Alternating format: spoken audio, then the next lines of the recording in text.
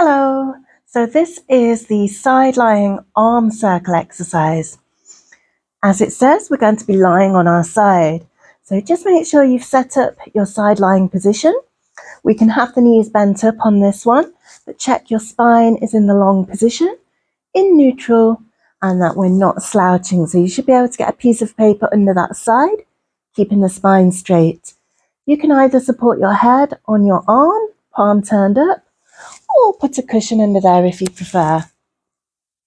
So our top shoulders and hips remain stacked, shoulders in the stable position all the way through. Keep the core engagement. And we're going to just rest our top arm on our side to begin with. Then we're going to start making arm circles. So we're taking a breath in as we start to float the arm up above the head. And we're going to breathe out as we circle it round the back, keeping it nice and smooth, no rush. We're then going to keep on going. Breath in coming up the front, and breath out as we circle around the side and down the back.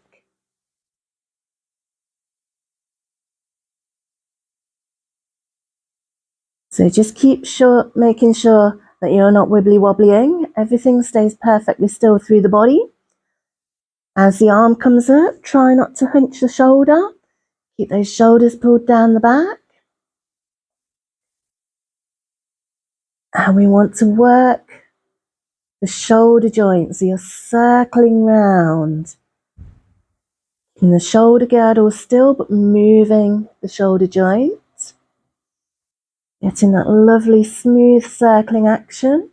If it feels a bit jerky, then slow it down and make sure it's a smooth movement. So we're just working to the pace of the breathing, keeping the flow and the rhythm. Make sure the upper body doesn't twist. As it loosens up, it should get a little bit easier, more comfortable. Have a think about how many different muscles that you can feel working inside the shoulder, front and back of the shoulder, top of the arm, chest and upper back. They all take turns as they pull the arm round. So we've got some deep muscles stabilizing, and then we've got other muscles that are pulling the action and moving. Once you're ready, you can try in the opposite direction. So it's the breath in to go up the back, and the breath out to come down the front. Still keeping those shoulder blades held in place.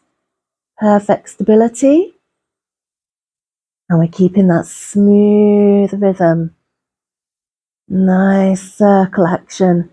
So we don't want any corners or jagged points. It's a smooth circle. Slowing it down, making sure that every muscle takes its turn to pull it round. Use your core energy to make sure that you hold everything else stable throughout the body and energize the muscles that need it. Using your oxygen, the deep breathing coming from the rib cage. Now we want to make sure that we've done an even amount of circles in both directions. You just want to make sure that you're only going as far as comfortable. So you might get great big circles where the arm goes all the way back, all the way forward. You might only be able to do small circles, and this is fine because your shoulder mobility will increase the more that you practice. If you feel that you're getting any nasty sharp pains, then you're obviously going too far or doing too much of a movement that your shoulder isn't ready for yet. So keep to your own level and your own ability, and just make sure that you've done even amounts. So either all circles one way and all the other, or if you prefer, you could alternate. So one circle one way, and then you might come to the beginning again and change direction and keep alternating. Ideally, you want to do about 10, so 5 in each direction. A few more or a few less is perfectly fine, depending on how you find it. However, just give the shoulder a little bit of a loosen off when you finish, and then remember to turn over and start the whole exercise again. On the other side, using the other arm, same amount of reps. Try to do the same, whether you did all one way and all the other or alternated, do the same thing. You will have a good and a bad side, so you might find one arm works better than the other, but really try to even up exactly the same what you do on each side.